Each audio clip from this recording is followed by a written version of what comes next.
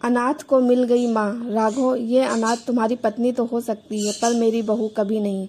सुलोचना जी के इन तीखे शब्दों ने घर की दहलीज पर ही नीति के अरमानों का गला घोट दिया था। लेकिन नीति हार मानने वालों में से नहीं थी। उसने तय कर लिया था, जिस घर ने उसे तिरस्कार दिया है, उसी घर से वह अपनी माँ को ढूंढ कर निकालेगी। शुरू हुई एक ऐसी दास्तां जहाँ कड़वे बोलों का जवाब मीठी चाय और बेमिसाल सब्र से दिया जाने लगा। राघव अपनी माँ को बहुत दिनों से नीति से शादी करवाने को कह रहा था, किंतु उसकी माँ तैयार नहीं थी। वजह केवल इतनी थी कि नीति एक अनाथ लड़की थी, जो राघव की सहकर्मी भी थी। मजबूरी में राघव ने कोर्ट में जाकर शादी कर ली। राघव, ये अनाथ तुम्हारी पत्नी भले हो सकती है, पर मेरी बहू नहीं। राघव नीति के साथ शादी के बाद जब घर आया, तब उसकी माँ सुलोचना जी बोली अपने कमरे में चली गई। माँ जी चाय। अगली सुबह नीति सास को चाय देते हुए बोली, मैं तुझ जैसी अनाथ की माँ नहीं समझी। मेरे बेटे को तूने अपनी बातों में फंसा लिया, पर मुझे नहीं फंसा पाएगी। सुलोचना जी उसे ताना देते हुए बोली। नीति का कलेजा छलनी हो गया ये सुनकर, पर प्रत्यक्ष में वो मुस्कुराकर बोली, अपने पति की माँ को और क्या कहते हैं माँ जी? मुझे नहीं पता, आप ही बता दीजिए। सुलोचना जी उसकी मासूम हंसी देख कुछ ना बोली। नीति जितना सुलोचना जी का दिल जीतने की कोशिश करती, उतना सुलोचना जी उसका तिरस्कार करती, किंतु नीति के चेहरे पर शिकन तक ना आती। हालांकि वो अकेले में आंसू भी बहाती, पर राघव को जाहिर ना करती। क्यों सह रही हो इतना सब? नीति, मुझसे शादी करके तुम्हें सिवा तिरस्कार के कुछ नहीं मिला। आज फिर किसी बात पर सुलोचना जी ने नीति को काफी सुनाया, जो उसका उदास चेहरा देख बोला, अरे मिला क्यों नहीं, बचपन से माँ के लिए तरसी हूँ।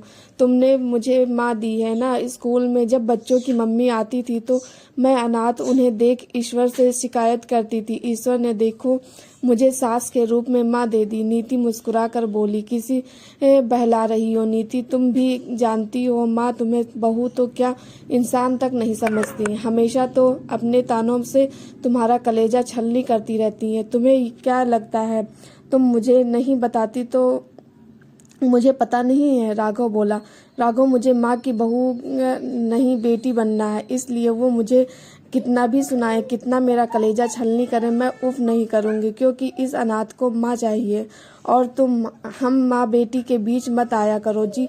मेरी माँ बहुत अच्छी है, बस थोड़ा नाराज है, जो कि लाजमी है भी है। उनके कितने ख्वाब होंगे तुम्हारी शादी को लेकर, जो मुझ अनाथ की वजह से टूट गए। नीति उदास हो बोली। सुलोचना जी बाहर से सब सुन रही थी। उन्हें खुद की सोच पर बहुत शर्मिंदगी हुई। ये बेचारी मुझसे माँ का प्यार पाने को इतना सब सह रही है, और मैं सिर्फ इसका तिरस्कार कर रही हूँ, जबकि अकेले इसकी तो गलती नहीं। शादी तो मेरे बेटे ने की है, इससे उन्होंने सोचा। उनकी आंख में इस वक्त आंसू थे। ना बेटा, तू अनाथ नहीं है, मैं हूँ ना तेरी माँ। अचानक सुलोचना जी अंदर आई और भारी स्वर में बोली, माँ। भरे गले से नीति बोली। उसे यकीन नहीं हो रहा था कि उसकी सास ने उसे स्वीकार कर लिया। हाँ बेटा, इतनी अच्छी बहू तो मैं भी ना खोज पाती जो मेरे बेटे ने खोजी है। और मैं मूड मगज सिर्फ इस बात से उसका तिरस्कार कर रही थी कि वो अनाथ है, जबकि मुझे तो इसकी माँ बन उसके जीवन की ये कमी भरनी चाहिए थी। सुलोचना जी बोली और उन्होंने अपनी बहू को गले से लगा लिया। नीति भी सास के गले लग फूट पड़ी, क्योंकि आज उसने माँ को जो पाया था। दोस्तों, आपको ये कहानी कैसी लगी कमेंट करके ज़रूर बताना।